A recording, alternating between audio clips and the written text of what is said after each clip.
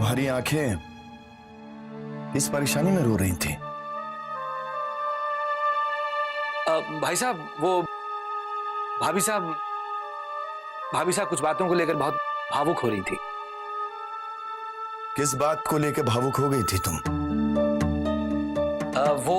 मैंने भाभी साहब को यहाँ बुलाया था ये जानने के लिए कि कहीं दीप बुरा तो नहीं मान गया है, क्योंकि आपने वो बिलासपुर वाला प्लांट उससे लेकर मारे को सौंपा है, इसलिए। लेकिन भाभी साहब बता रही थी कि दीप तो बहुत खुश है, परिवार में आपके बाद वो मारी ही इज्जत करे है। इसमें तो कोई शक ना है मेघ, पर इतनी जल्दी हमारे बेटे में जिम्मेदारी को लेकर इतनी समझदारी आ जाएगी, ये मैंने सोचा ना था। अब तुम अठे ही खड़ी रहोगी या होली का दहन में जाने की तैयारी करोगी? मेघ, तुम जल्दी से तैयार होकर बाहर आ जाओ। आज सारा गांव तन्ने जन्मदिन की बधाई देने के लिए आवेगा, उन्हें इंतजार करवाना ठीक ना होगा। हाँ भाई साहब, मैं बस थोड़ी देर में आता हूं। चलो मेघ को तैयार होने दो, आओ। जी।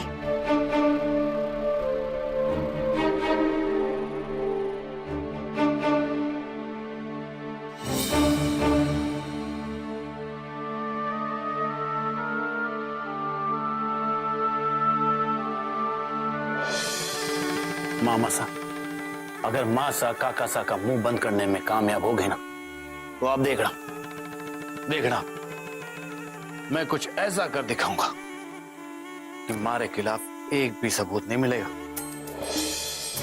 अरे कान में उस थप्पड़ की गूंज अब भी सुनाई दे रही है भांजे। मामा सा, आपने वो कहावत तो सुनी होगी कि चोर का साथ देने वाला भी चोर कहलावे। मान लो कुछ दिनों तक काका सा ने पापा सा को कुछ नहीं बताया तो? जीनियस, चिज्जो सा मेघ सा से पूछेंगे कि तन्ने पता था पर मन ने बताया क्यों नहीं? जीनियस। हमें भी मौका मिल जाएगा और फिर मैं ये साबित कर दूंगा कि काका भी हमारे साथ शामिल थे, बल्कि काकुसा के इशारे पर ही ये सब कुछ किया। और फिर बनाएंगे जश्न। दीप,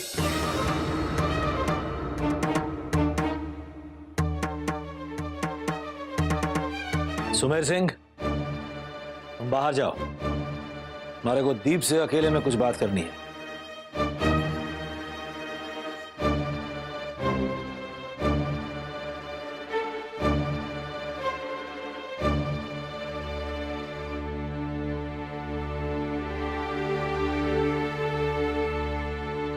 दीप, तो तुम दोनों ने मिलकर क्या फैसला लियो? आपके कहने के मुताबिक अब तक मैंने कुछ नहीं किया। देखो दीप, मैंने हमेशा तुम्हें अपना बेटा माना है, कभी भी रणवीर और तुम में कोई भेदभाव नहीं किया। ये बात तो रहने दो काका साहब, जब रणवीर रुक्मी से ब्याह करके धोखा खाया, सारा परिवार उसके साथ था। हाँ बेशक था, क्योंकि रणवीर के साथ धोखा हुआ था, पर फिर भी उसने रसाल के साथ ब्याह करके अपने परिवार का मान सम्मान रखा। और तुम तो अपने परिवार वालों के साथ ही धोखा कर रहे थे। कल को अगर रणवीर ने भी ऐसा किया ना, तो मैं उसे माफ नहीं करूंगा। काकोसा, आप इस गलत फहमी में मत रहिए कि मैं आपसे माफी मांगूंगा। अरे मैं तो कहूं 48 घंटे क्यों, आप अभी जाके बोल दीजिए पापा साहब को। तुम काका साहब, मारे को आपका भाषण ना सुनना है। आपने मन ने 48 घंटे का वक्त दिया है ना, मैं देख लूंगा उसके बाद जो होना है। आपका उपदेश बंद कीजिए, आप जाइए, आपके जन्मदिन का जश्न मनाइए और मारे को अकेला छोड़ दीजिए।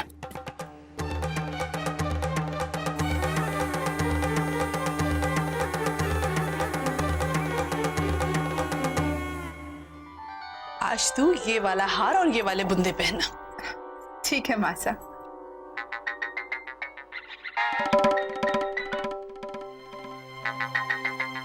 अरे क्या सोच रही है? फोन क्यों नहीं उठा रही है? बात कर, कौन है?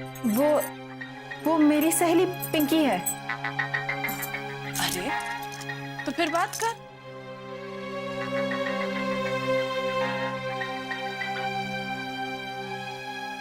पिंकी, मैं माँ के साथ हूँ, शाम की तैयारी कर रही हूँ। कुछ अर्जेंट है क्या? वाह, अब मोहित से पिंकी बना दिया और ये भी बता दिया कि इस वक्त बात करने में खतरा है। अब बताओ क्या काम है? कमाल है, अब तुम्हें ये भी बताना होगा कि कल होली है। हम भी पापा के जन्मदिन के साथ साथ पास के मंदिर में होलिका जलाने जा रहे हैं। आज हम नहीं मिल सकते। अरे ला फोन मने दे, मैं बात करती हूँ पिंकी से, हो सकेगा तो वो वहां आ जाएगी। मैडम, मैंने तुम्हारी मासा का आदेश सुन लिया है और उन्हें ये भी बता देना कि पिंकी आ रहा है, मतलब आ रही है। ला मुझे फोन दे, मैं बात कर लेती हूँ उससे। अच्छा अच्छा ठीक है, मैं मासा को बता दूंगी। ठीक है, तो शाम को मंदिर में मिलते हैं। आ रही है पिंकी। चला।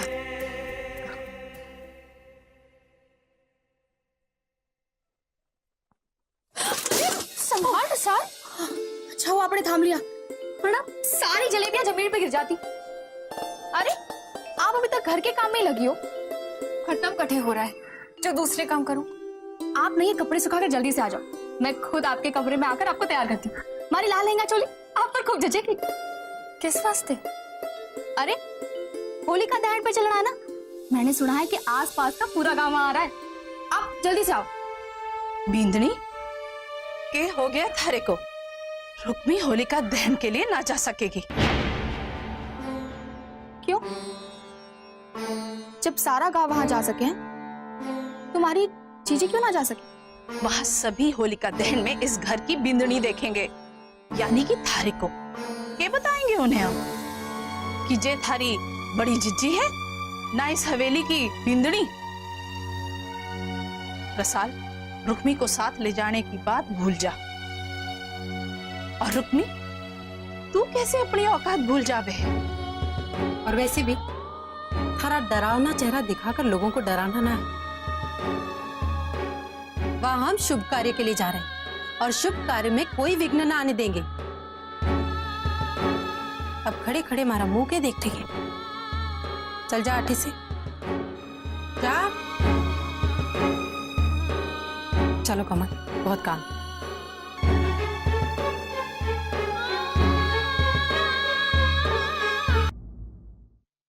आप अभी तक तैयार नहीं हुए? हाँ, नहीं वो बस। आप जब से उस प्लांट से आए हैं किसी सोच में डूबे हुए हैं। क्या बात है? अब इन बातों को तुम्हें बताने से कोई हल ना निकलने वाला है। तो ठीक है, फिर आप जल्दी से तैयार हो जाइए। घर के सभी लोग तैयार होकर नीचे इकट्ठे होने वाले हैं, सिवाय आपके और मारे। देखिए जी, होलिका दहन के साथ साथ आज ये दिन आपके लिए भी खास है। मैं मूमल का लाया हुआ कुर्ता निकाल देती हूँ, आप पहन लीजिए। नहीं नहीं, रहने दो, मैं पहन लूंगा खुद। की बात है, आपके सिर में दर्द है, बाम लगा देती हूँ। अरे नहीं, कुछ नहीं होने वाला है उससे। आप कुछ तो छुपा रहे हैं, कोई गंभीर समस्या है। अरे तुम क्यों बेकार में अटकलें लगाई जा रही हो? जो भी है सब बिजनेस की बातें हैं। ऐसे भी जान कर क्या कर लोगी तुम? तो रणवीर से बात कर लीजिए। कर लूंगा मैं, रणवीर से भी बात कर लूंगा होली के बाद। मैं नहीं चाहता खुशियों के त्योहार के बीच में बिजनेस की बातें करके उसे परेशानी में डाल दूं। चलो खैर, मैं भी तैयार हो ही जाता हूं। अब जो होगा देखा जाएगा।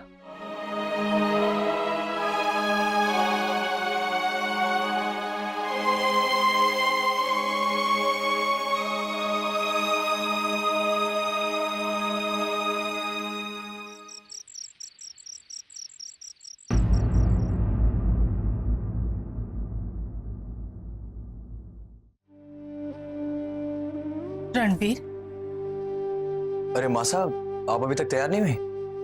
वो रणवीर, मारे को थारे से कुछ बात करनी है। क्या बात है माँ साहब, बताइए ना। मैं थारे पापा को लेकर परेशान हूँ बेटा। पापा को क्या प्रॉब्लम हो सकती है?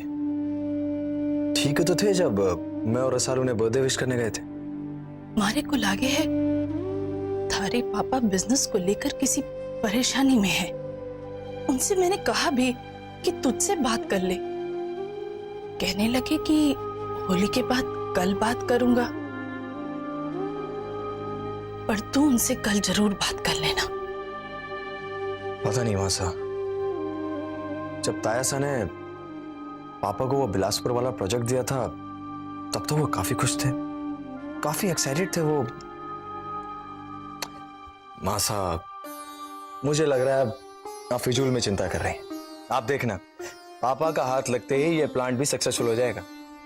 पता नहीं, पर कुछ तो है जिसे वो अपने अंदर रखकर घुट रहे हैं। कुछ नहीं है मासा, लेकिन फिर भी अगर आपको लग रहा है तो ठीक है। होली के फंक्शन के बाद मैं खुद उनसे बात करूंगा। अगर उन्हें कोई परेशानी हुई तो मैं उनके साथ मिलकर उसका हल निकालने की कोशिश करूंगा। आप स्माइल कीजिए और जाकर जल्दी से तैयार हो जाइए, आखिर आपके पति का जन्मदिन है आज।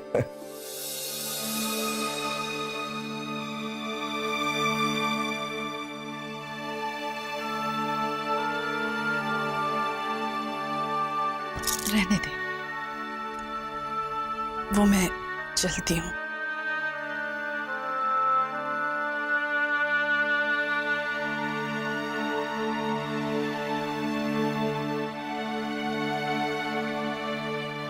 जान सकता हूँ मासा को इस तरह अनदेखा करने की वजह? मैं समझी को नहीं, आप क्या बोल रहे हो? अनजान बनने की कोशिश मत करो, साफ साफ बताओ कि इस तरह मासा को अनदेखा क्यों किया। अगर उन्हें आदर देती तो वो तुम्हें आशीर्वाद ही देती ना।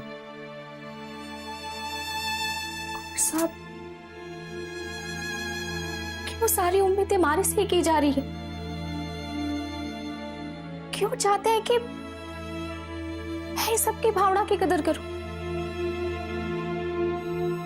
जबकि आपके परिवार में किसी को दूसरे की भावना की कोई परवाह ना है।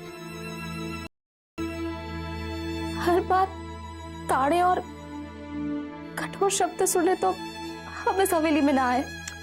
रसाल, अब क्या हुआ है?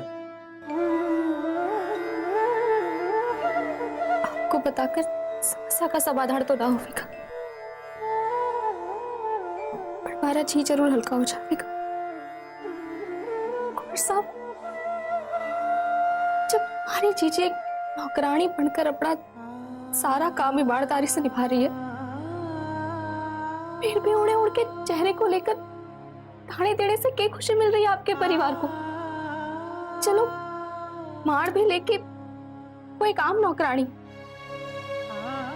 तो क्या वो इंसान ना है?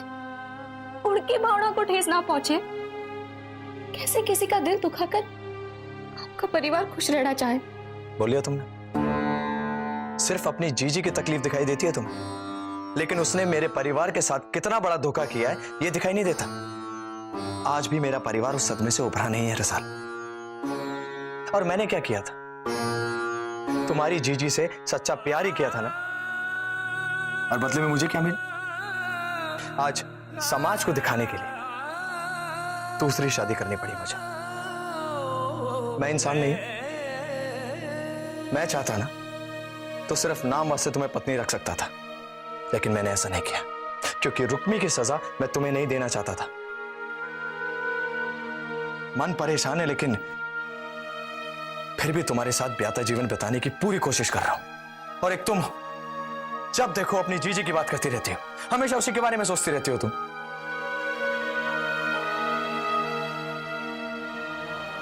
चलो अब तैयार हो जाओ, वहां होली के फंक्शन में सब गांव वाले तुम्हें देखना चाहेंगे। चलो।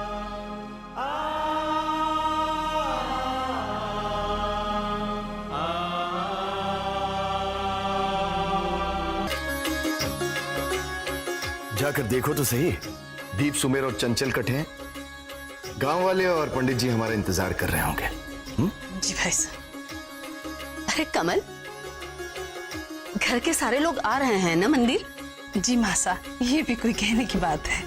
अच्छा, मुझे वो बगल की शेखावत की कोठे में बिठा देना, मैं वहीं से होलिका के दर्शन कर लूंगी। मासा, मारे को पता है कि आप ज्यादा देर खड़ी नहीं रह सकती, इसलिए आपके रहने का इंतजाम पहले ही शेखावत की हवेली में करा दिया है। अच्छा मासा, मैं आती हूँ।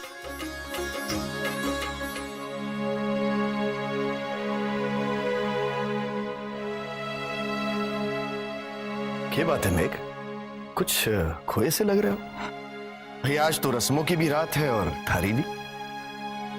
हाँ भाई साहब, कल सुबह की दुनिया हम सब के लिए नई होएगी।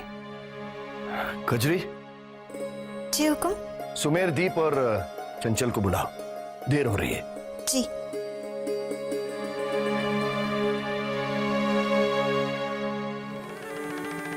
नहीं मामा साहब, परसों की सुबह हमारी जिंदगी बर्बाद करने वाले काका सा को उनकी जन्मदिन की बधाई देने कैसे जा सकूं? मारी एक बात मानेगा, इससे पहले कि मेघ भाई साहब थारे पापा सा को ये बात बताए तो खुद जाकर उनके सामने ये स्वीकार कर ले। और उसके बाद जिंदगी भर जो करोड़ों का नुकसान होता रहेगा उसका क्या? पापा की आंखों में कभी नहीं उठ पाऊंगा मैं। सारा काम काज उस रणवीर और काका सा के हाथ में चढ़ा जाएगा। सोचा है आपने? बड़ी ठुकराइन, बाहर सब लोग आपका चलने का इंतजार कर रहे हैं। अब बाहर जाके सबको बोल दो कि दीप की तबीयत थोड़ी। जी, आप चलो, मैं दीप को गोली खिला कर लाता हूं। चल कजरी।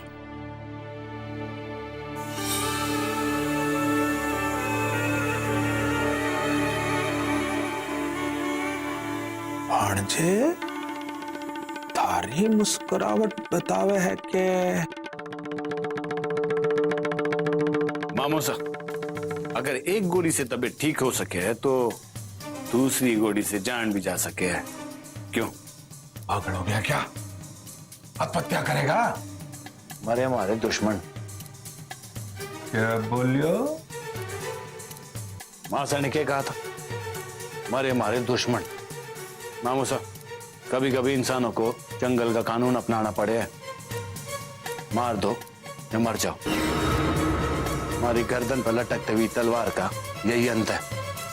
जिसने हमारी गर्दन पर तलवार लटकाई है ना, उसी के तलवार से उसी की मौत। काका साहब, लालच ने हमारे को अंधा बना दिया। मैं भूल गया कि एक ठाकुर के लिए अपने प्रजा का विश्वास अपनी शान से बड़ा हो गए।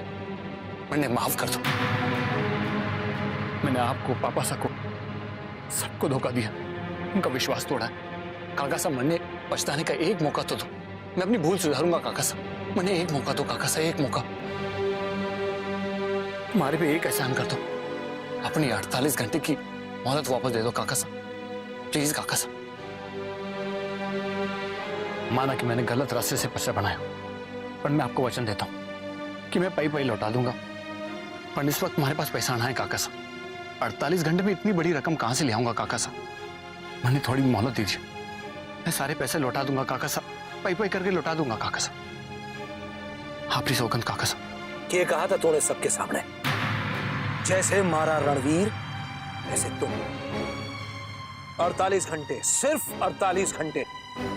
मैं 1 मिनट भी ज्यादा ना दूंगा थारे को। थारे को पाई का हिसाब देखना है, समझे?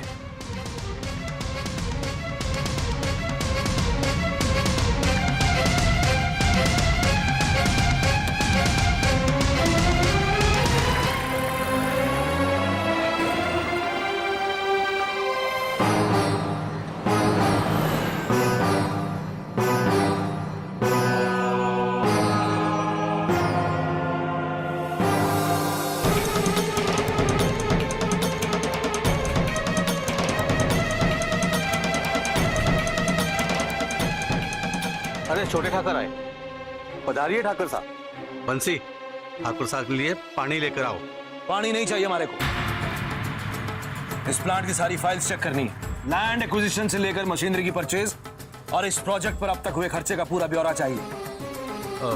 ठाकुर साहब, आप राजी हो? सही, मैं कल सुबह सारी फाइल्स लेके आपके सामने चला आऊंगा। रस्तोगी, मारे को सारी नई फाइल्स और वही खाते अभी चाहिए।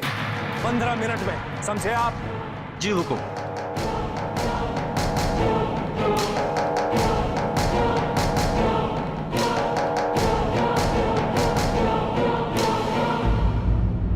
भाणजे साफ साफ बता क्या हो? मामू साहब, हमारी बर्बादी में सिर्फ 48 घंटे बचे।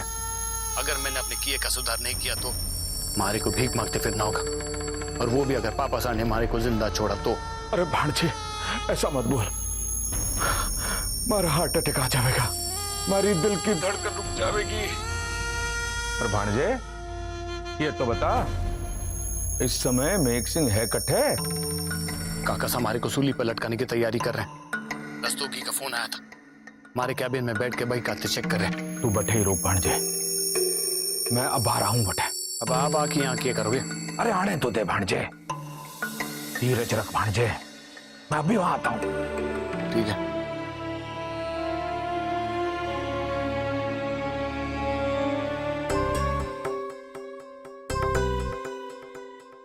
केक करके रखियो है दीप ने, बैंक से लाखों रुपया कैश निकालकर क्या किया इसमें?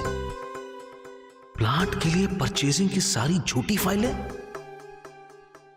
किसानों से जमीन एक्वायर की आधी कीमत पर, और उसका भी अभी तक भुगतान न किया गया है। आखिर रुपया गयो तो गयो कटे। एक तरफ अपने पिता के सामने जिम्मेदार बेटा साबित होने का ढोंग, और दूसरी तरफ उसकी आड़ में लाखों का घपला।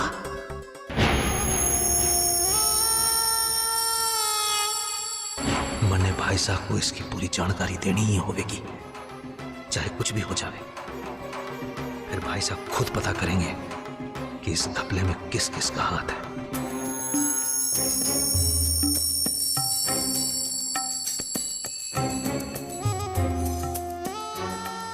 अरे मेघ साहब, आज तो आपका जन्मदिन है और आप वही खातों में उलझे हुए हो।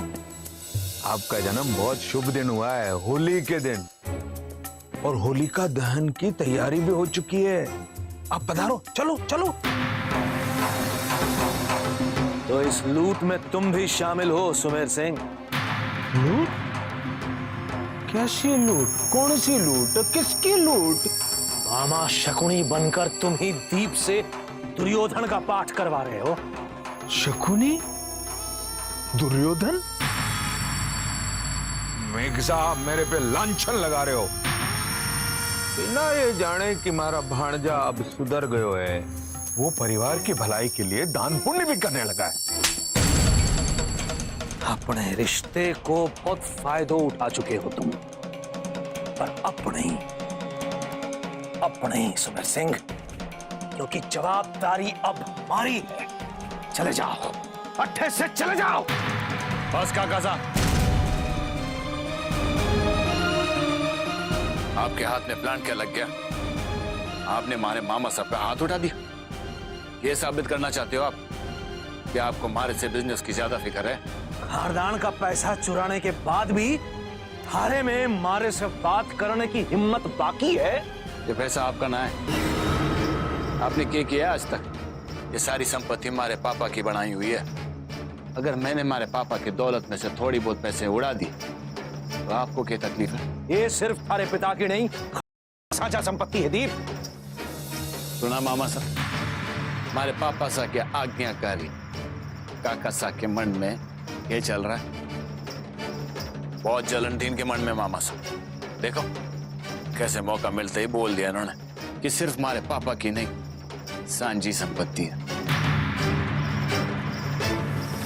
बस बस भांजे, अब तू एक शब्द भी नहीं बोलेगा। ये प्लांट महाराज जीजो सा ने मेघ सा को जन्मदिन के तोहफे के रूप में दिया है। अब तू एक शब्द भी बोला तो थारा बापू सा का अपमान होगा। नहीं नहीं भांजे, अब तू एक शब्द ही बोलेगा। चल चल यहां से चलते, चल। तुम दोनों के इस ड्रामे का मारे ऊपर कोई असर नहीं होने वाला। जो मैंने कहा है उसे याद रखना दीप। सिर्फ 48 घंटे हैं थारे पास। अगर इन 48 घंटों में तुम अपने किए को सुधार लो तो हो सकता है मैं थारे को एक मौका और दूं। क्योंकि छोटा भाई होने के नाते हमारे को अपने बड़े भाई भंवर सिंह पर न सिर्फ भरोसा है बल्कि दिल से मैं उनकी इज्जत भी करूं, जो शायद एक बेटा होने के बावजूद तुम नहीं करते।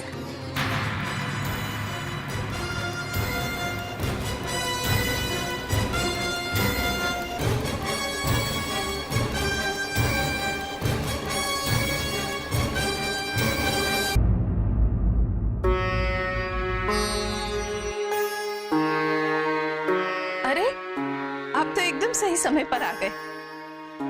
देखिए, आपके पहनने वास्ते मैंने कपड़े निकाल के रखे हैं।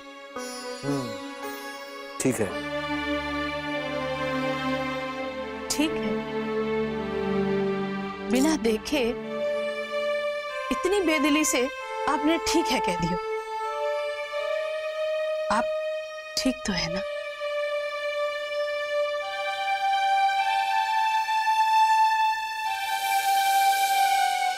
हैप्पी बर्थडे पापा। खुश रहो, खुश रहो। और ये मेरी वाइफ और मेरी तरफ से आपके लिए। थैंक यू बेटा। पापा, ये मेरी तरफ से। अरे थैंक यू वेरी मच बेटा। अच्छा, यही लाने गई थी तू? पापा, खोल के तो देखिए प्लीज।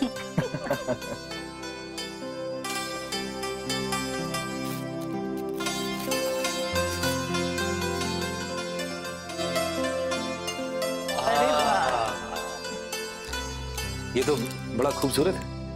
पापा साहब, आज रात आप इसे ही पहन के होलिका दहन में चलेंगे, ओके?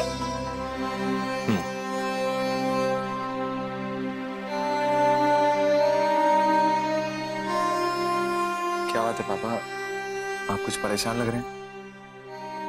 बिलासपुर वाले प्लांट में तो सब ठीक है ना?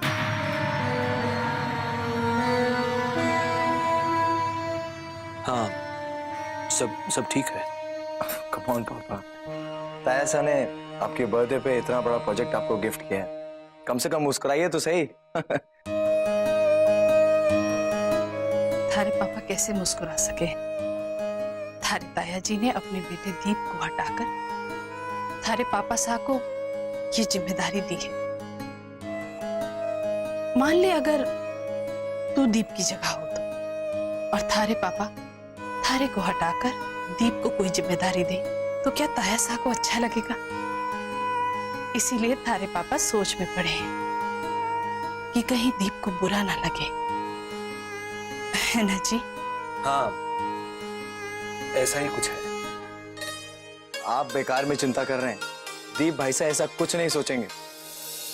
खैर वो सब छोड़िए, अब आप जल्दी से तैयार हो जाइए, हमें होलिका दहन में भी जाना है और फिर आपकी लंबी उम्र की पूजा भी करनी है। चलता हूं।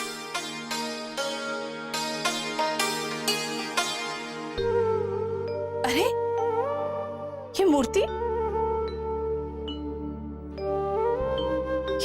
कितनी सुंदर है। आप लाए हैं? मैं रख लूं? हाँ रख लो। वो रुक्मी हमारे को जन्मदिन पर जबरदस्ती देकर गई है।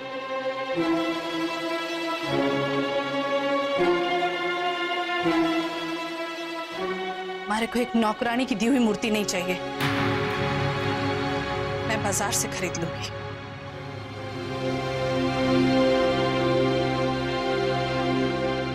जीजी, इन्हें क्या पता, आपने अपना सबसे कीमती तोहफा इन्हें दिया है।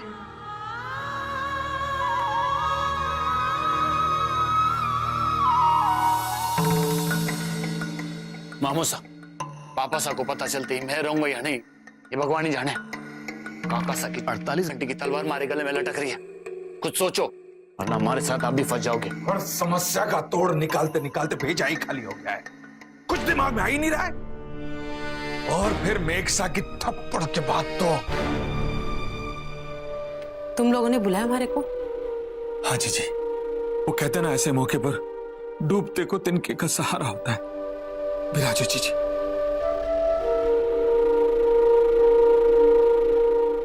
सुमेर, थारे को मालूम है कि मेघ सिंह के जन्मदिन की सारी तैयारी मारे को करनी, और तुम लोग यहाँ बैठकर पहेलियां बुझा रहे हो। मासा, आप काका सा की जन्मदिन की तैयारी करें और अठे हमारा मरण दिन आ गया है। शुभ शुभ बोल, मरे थारे दुश्मन, आखिर बात ये। मासा, आपने और मामा साहब ने जो मारे को कहा था, जो रास्ता मारे को दिखाया था, मैंने किया। पर उसके पहले जो हो चुका उसका क्या करूं? ऐसा क्या हो गयो? काका साहब बिलासपुर वाली प्लांट देखकर लौटे हैं। तो वो प्लांट हमारे भांजे के लिए मनी प्लांट था। अब उसकी जड़ भी नहीं बची है जीजी। हमारे भांजे ने काट काट कर सब बेच दिया।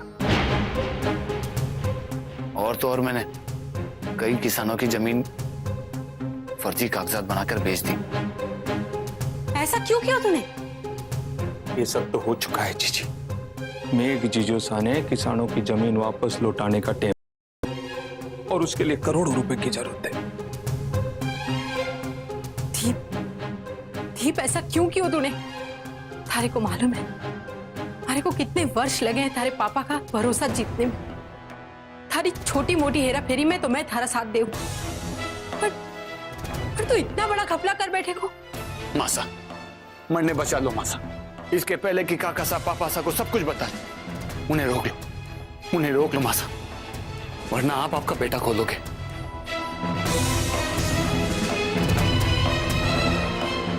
हर माँ अपनी औलाद के हाथों मजबूर होवे। अपने बेटे को बचाने के लिए तो मैं कुछ भी करूंगी, पर इसमें तो हमारी जिंदगी का सवाल है।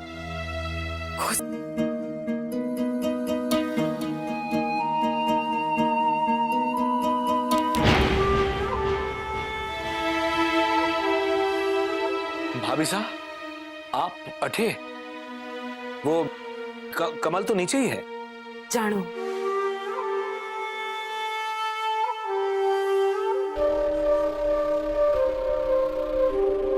तभी तो थारे जन्मदिन पर एक विनती लेकर आई, स्वीकार करो। भाभी साहब,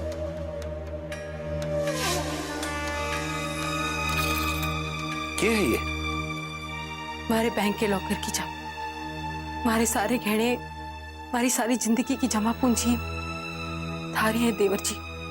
भाभी साहब, आप अपने गहने और अपनी जमा पूंजी मारे को क्यों देना चाहे?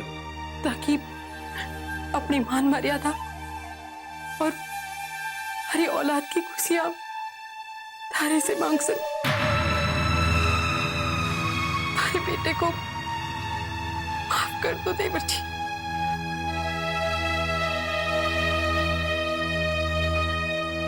हो भाभी साहब,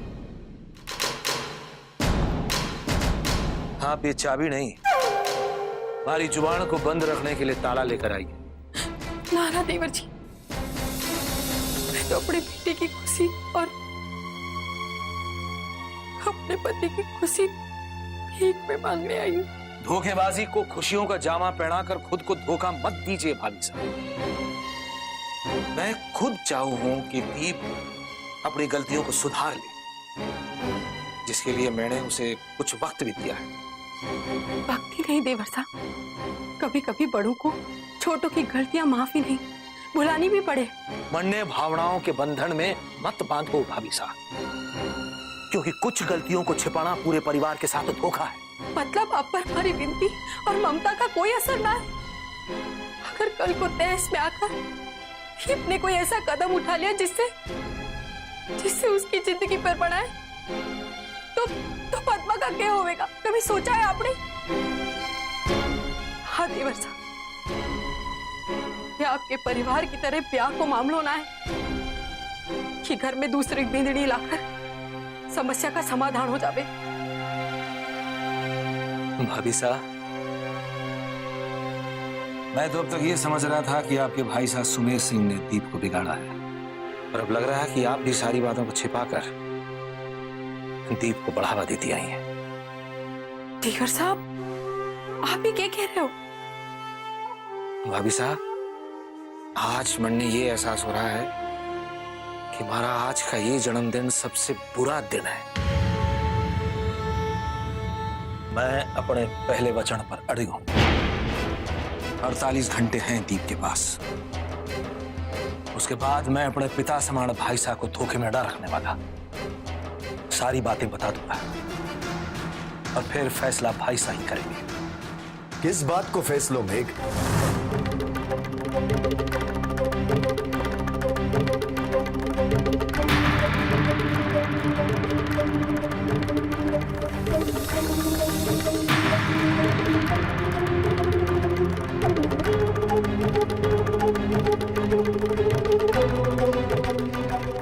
तुम्हारी आंखें किस परेशानी में रो रही थी? मेघ, तुम हमारे किस फैसले की दुहाई दे रहे थे इससे? अरे कजरी, तू ना गई होलिका जलाने? अभी जाऊंगी। बड़े कुंवर के कमरे से खाली कब तो ले आऊं। पर जीजी आप भी चलो ना, बटे पूरा गांव होवेगा, बड़ा मजा आवेगा। ना रे, हमारे को कल होली वास्ते आने वाले मेहमानों के लिए जगह की साफ सफाई करनी। बाप रे, कल होली की बधाई देने के लिए हवेली में 8-10 गांव के लोग आवेंगे। अच्छा, क्यों? क्या आपने कभी हवेली की होली ना देखी है? मैंने तो हवेली को ही अंदर से पहली बार देखा है। वहाँ गांव में छोटी सी झोपड़ी में बचपन से ही माँ बापू भाई बहन के साथ होली खेलती थी। अरे मैं भी तुझे अपनी बातें बताने लग गई। तू जा होली देख। अच्छा जीजी।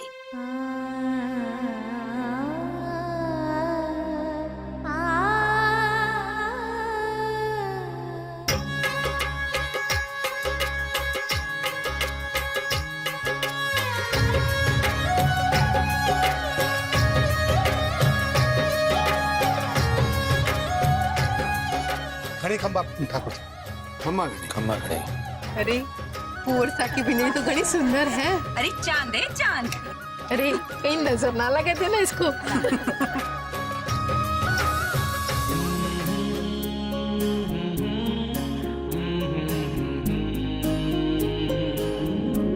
इस साल की फसल कैसी रही? सब आपकी मेहरबानी। अब आरो ठाकुर, होलिका दहन की जाए। हाँ मेघ,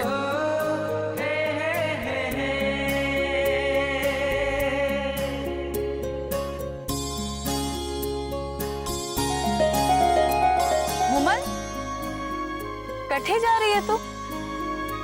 वो मैं देखने जा रही थी कि मेरी सहेली पिंकी आई कि नहीं। अकेले मत घूम, पिंकी आई होवेगी तो थारे को खुद ही ढूंढ लेवेगी। आ मेरे साथ।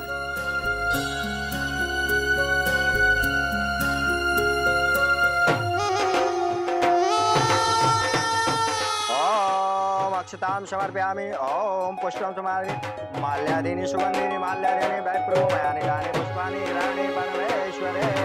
ओम स्वस्ति न इन्द्रो वृद्धश्रवा स्वस्ति न पूषा विश्ववेदा।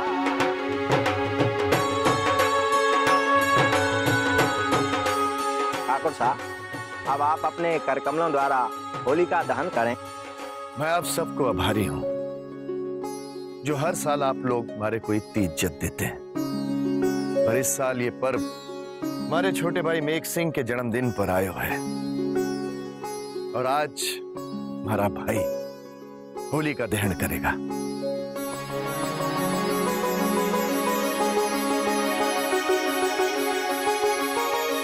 जाओ मेघ, जाओ।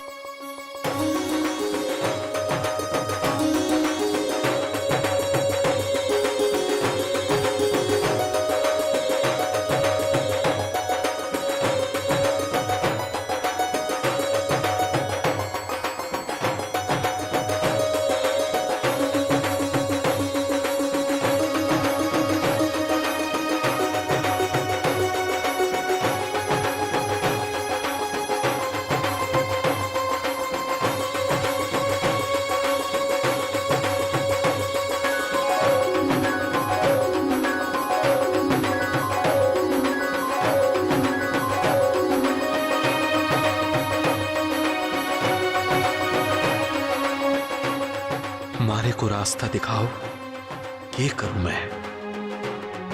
अगर मैं भाईसा को नहीं बताता हूं तो भी क्या ये बात छिपी रहेगी? कल को जब भाईसा को पता लगेगा तो उनका विश्वास मारे पर से उठ जाएगा। क्या करूं मैं? रास्ता दिखाओ मारे को।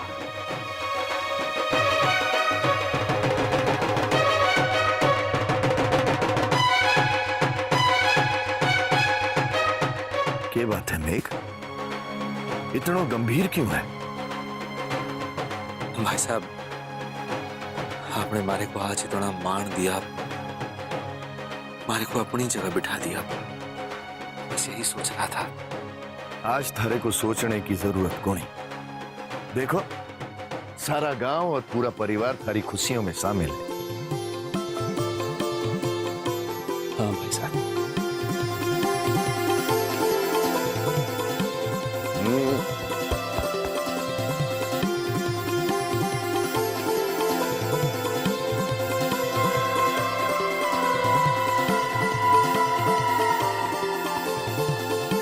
आप नहीं जानते भाई साहब, ये चेहरे सिर्फ खुश दिख रहे हैं, है नहीं। और कल का क्या पता, कहीं आपकी खुशी कल आंसुओं में ना बदल जाए।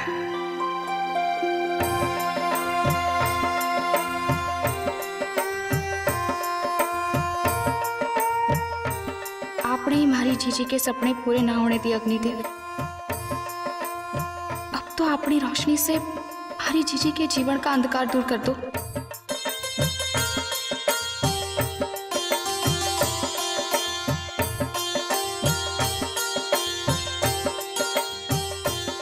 मन में जब किसी को पानी की आग हो पर वो शोला बनकर खुशियां ही जला दे, आदमी से भूल हो ही जाती है। लेकिन अगर इस ज्वाला से किसी का दिल जला है तो मुझे माफ कर देना।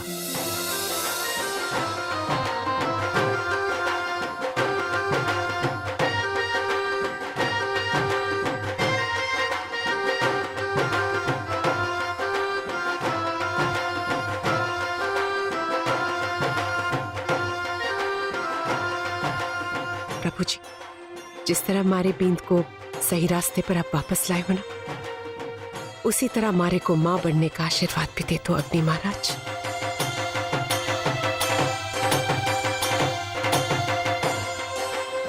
हमारे चोरी की एक भूल माफ करके बचा लो प्रभु।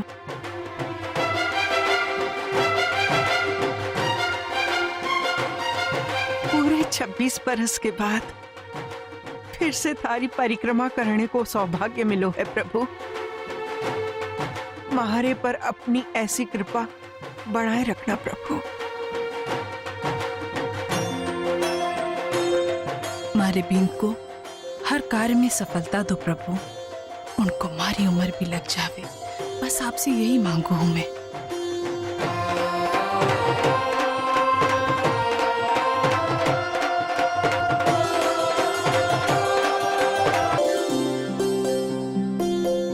चोरों की तरह मिलना मुझे बिल्कुल पसंद नहीं है मुमल। हमें अब फैसला करना ही पड़ेगा। सही फैसले के लिए तो सही समय का इंतजार करना होगा ना मोहित। अब ये सही समय कब आएगा? देखो मोहित, मेरे भाई साहब रणवीर इतने दिनों में अब जाकर लगने लगा है कि वो सेटल हो जाएंगे। अब तो दादी साहब को भी सब पता चल चुका है और एक तरह से उन्होंने अपनी मंजूरी भी दे दी है। अब तो उनकी तबीयत भी संभलने लगी है। बहुत जल्द वो समय आ जाएगा जब हम भी अपना फैसला सुना सकेंगे।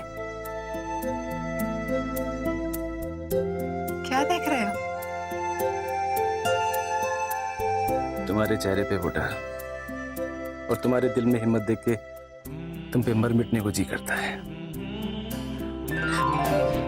क्या कर रहे हो मोहित? आज मेरे परिवार के साथ पूरा गांव यहाँ है। कोई देख लेगा? छोड़ो मुझे, छोड़ो मुझे।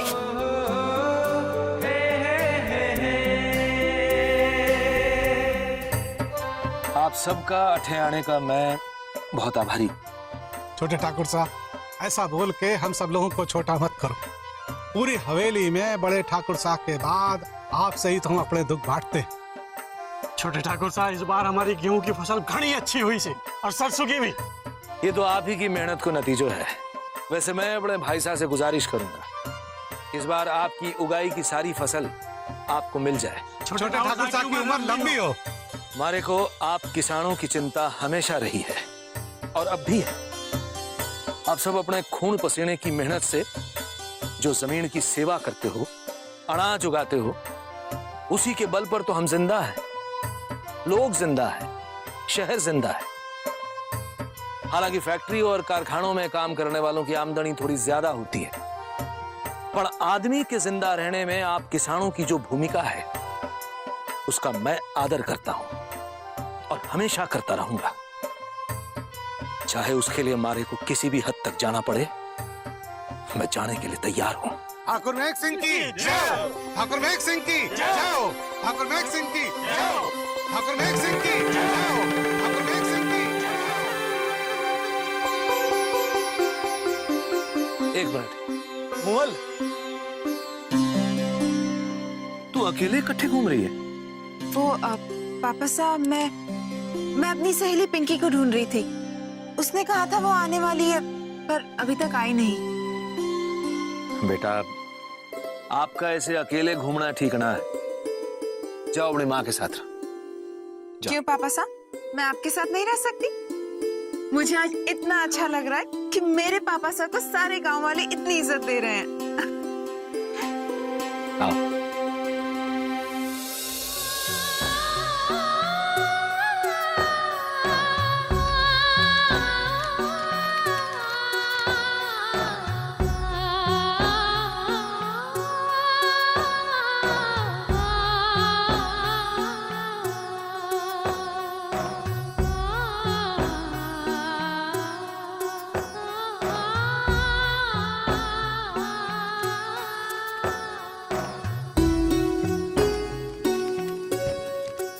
इस हवेली के सभी सदस्यों को हमेशा खुश रखना महाराज, जिससे हमारी बहन रसाल का भी जीवन सफल हो जाए और कुंवर साहब भी, उनको भी कभी कोई तकलीफ ना देना प्रभु। कितनी शांति मिली हमारे मन को जब हमारी बहन इस हवेली की पहली होली के लिए खुश थी। उसने जो हमारे लिए अपने प्यार को बलिदान दिए हुए, उसे उसके मन से हमेशा के लिए भुलाकर उसे खुश रखना महाराज। और हाँ, बापू, माँ, खीसू, सबको खुश रखना। पिछली बार की होली से भी 1000 गुना खुश।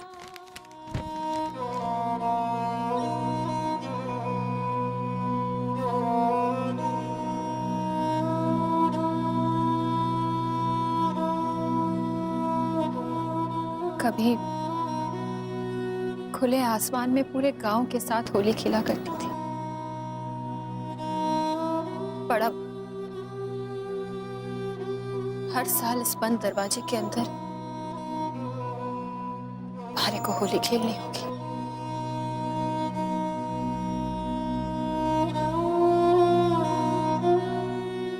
आपसे शिकायत ना है,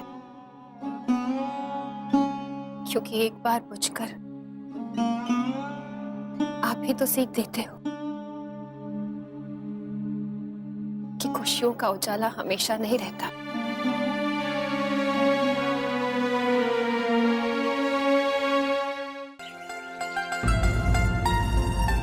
मेघ, अरे भाई साहब, होली मुबारक। आपको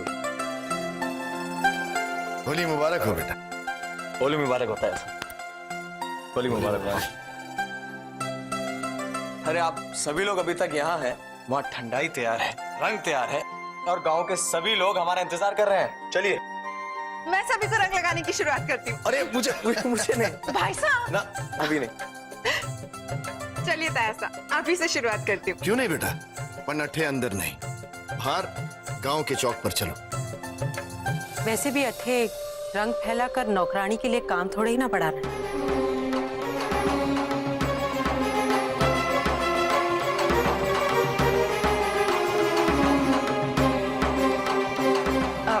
चलिए ताया साहब, चलिए पापा साहब। बिंदनी, जी पापा साहब। दीप कट है। पापा साहब वो कमरे में मामा साहब के साथ बिजनेस के बारे में कुछ बात कर रहे हैं।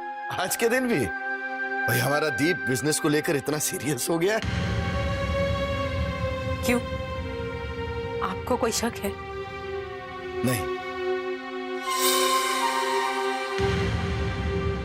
ताया साहब चलिए ना, पापा साहब चलिए प्लीज। चलो बेटा, चलो रसा। बस एक पल रुको कुंवर साहब।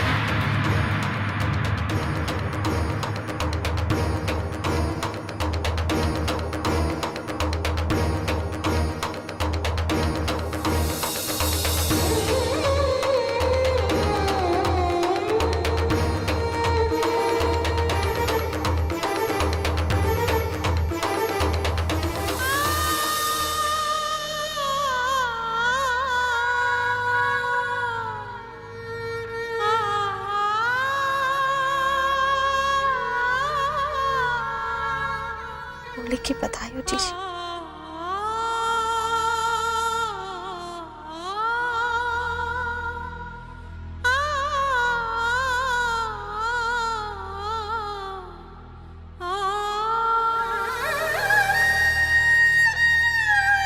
तारा जीवन सदा इस होली के रंग से भरा रहे।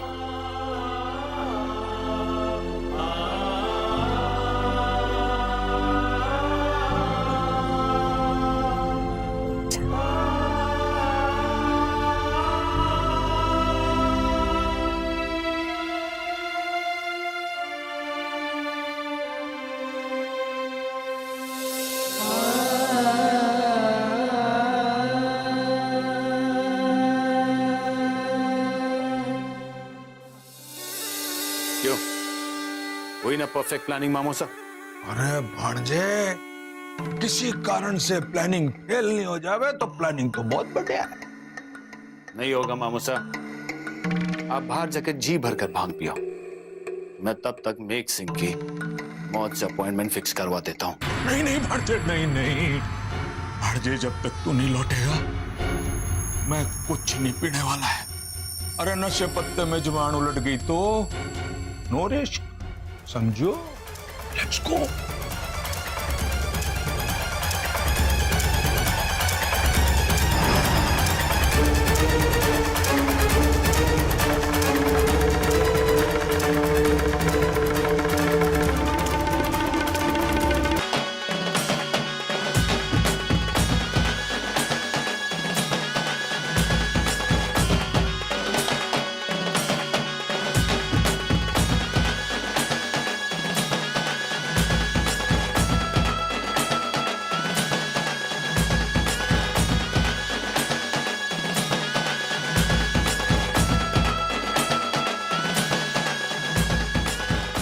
होली मुबारक हो।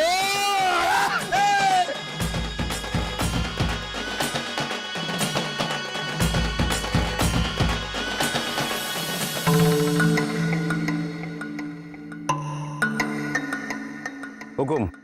बजरंग, थारे को कारपेट फैक्ट्री में आग लगानी है। हुकुम। ज्यादा लोग तो ना है वहां पे। होली की छुट्टी है, पर कुछ डिलीवरी वाले हैं और कुछ सिक्योरिटी गार्ड हैं। परेशानी ना आवेगी। और सुन, आग लगते ही तुरंत मेघ काका को फोन करना। उनसे कहना किसी को बताने का वक्त नहीं मिला, और तुरंत फैक्ट्री में बुला उन्हें। उसके बाद हमारा काम हो जाएगा। काका फैक्ट्री के बजाय सीधा ऊपर चले जाएंगे। समझ गया ना? हुकुम। वो ठीक है, करिए। हमारी बातें सुन रही है क्या? ना, मैंने आपकी कोई बात ना सुनी है। सब लोग होली खेल रहे हैं, आप बैठे हो तो सोचा आपसे पूछ लूं, किसी चीज की जरूरत तो ना है? थारी बक बक बंद कर और जा आटे से। जी। और सुन, कुछ कजरी से कहना कि हमारे वास्ते चाय लाए। जी। रुक, खुद चाय मत ले आना। हमारे को थारी सूरत देखने का शौक ना है।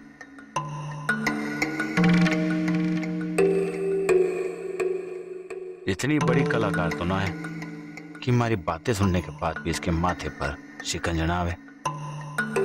मैं तो उड़ती चिड़िया के पर गिनने की क्षमता रखता हूँ। इसने हमारी बातें ना सुनी होगी। बस एक बार बजरंग मारे कहने के मुताबिक काम कर दे तो सब ठीक हो जाएगा।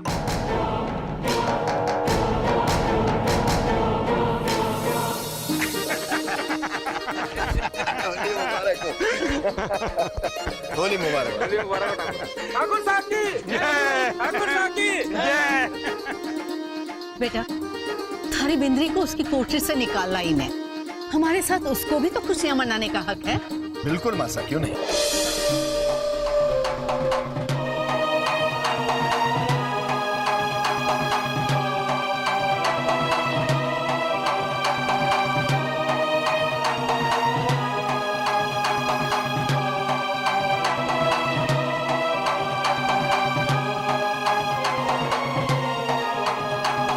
ये अधिकार तो चंचल का है ठाकुर साहब। सारी गांव के सामने उसका अधिकार मारे को ना दो।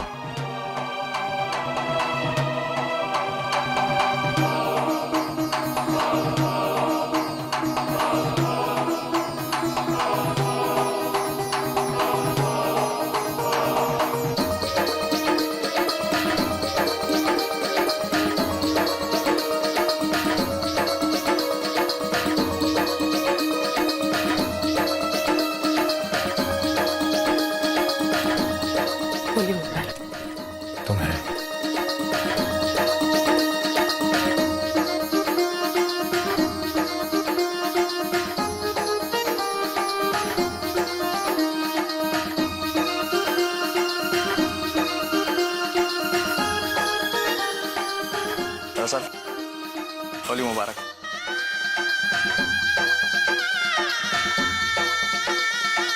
क्या हुआ? आज के दिन तुम्हारी आंखों में आंसू? कुछ ना, वो बड़ी मासा को तासा के साथ देखकर। क्या बड़ी मासा को तायासा के साथ देखकर क्या तुम्हें अपनी दीदी की याद आने लगी क्या? ना, अच्छा लगा तो बस आंखें भर आई।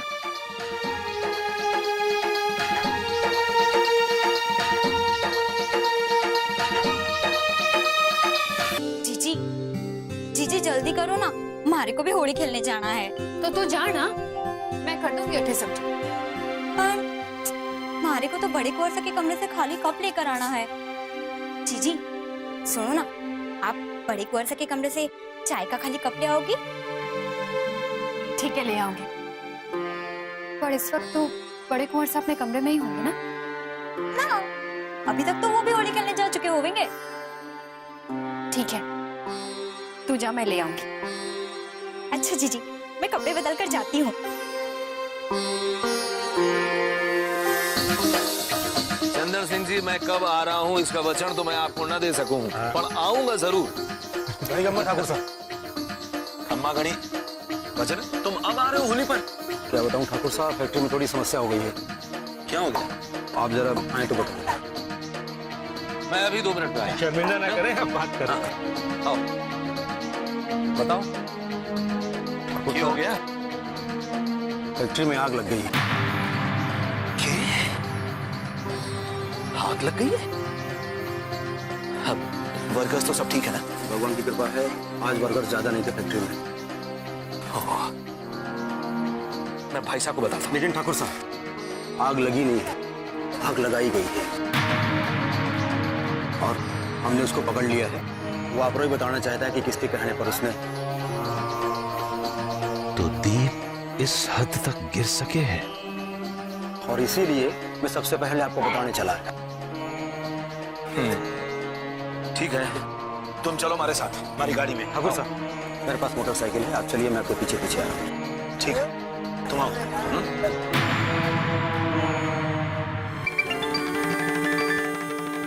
हाँ बोल वचन। ठाकुर साहब फैक्ट्री की ओर निकल गए। चलो अच्छा, अब तू भी कुछ दिनों के लिए गायब हो जा। हमारे को फोन मत करना, जरूरत होगी तो मैं तारे को फोन करूंगा। हुकुम।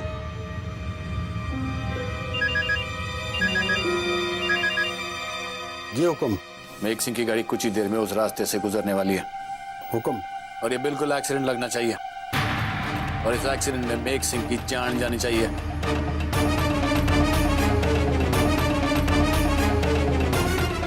उनके बचने की कोई गुंजाइश नहीं होनी चाहिए।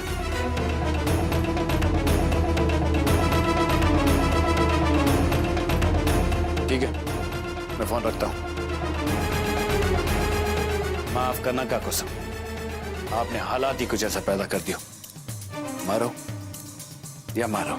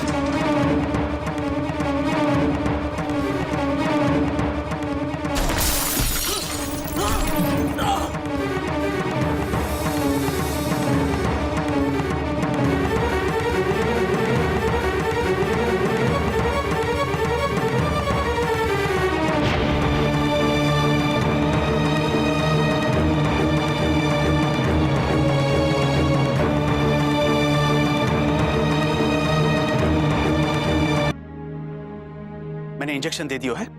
अगर 1-1.5 घंटे के बाद में इन्हें होश नहीं आया तो मन्ने वापस फोन कर लेना। जी।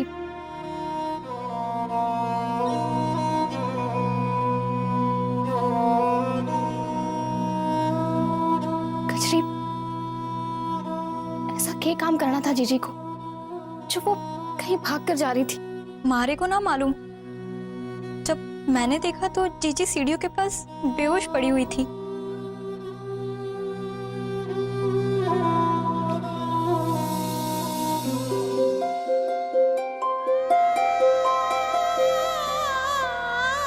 जीजी, उठो जीजी।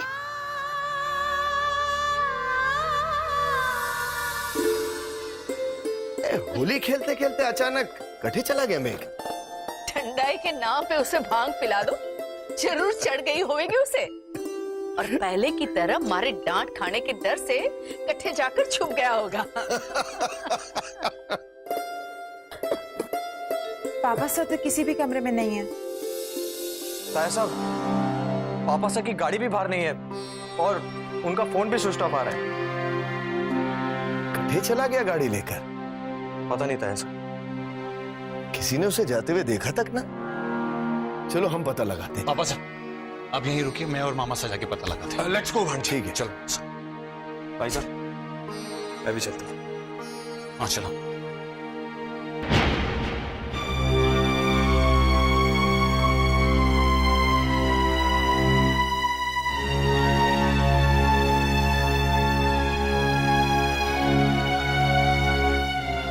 क्या बात है इंस्पेक्टर साहब?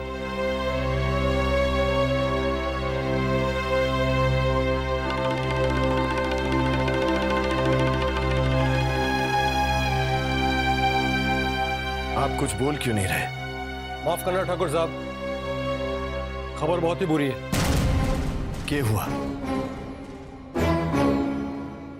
मेघ सिंह जी नहीं रहे।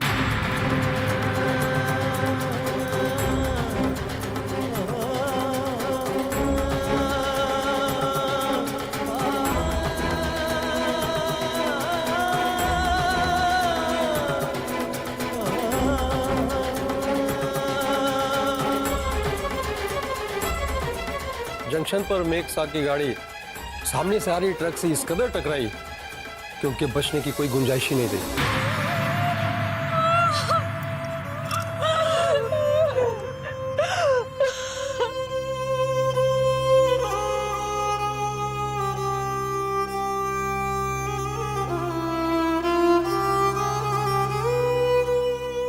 कठे जा रहा था होली वाले दिन मारे भाई। अरे थारे को ऐसा कौन सा जरूरी काम पड़ गया था जो ये हादसा हो गया? ये हादसा ना है।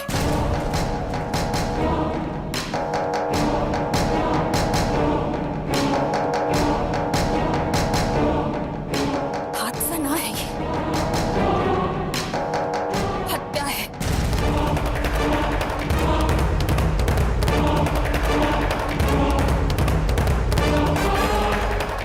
मैंने खुद अपने कानों से हत्यारे को फोन पे बोलते सुना था। ये क्या बोल रही है तू रुक्मणी? कौन है वो जिसने हमारे भाई को मरवाया?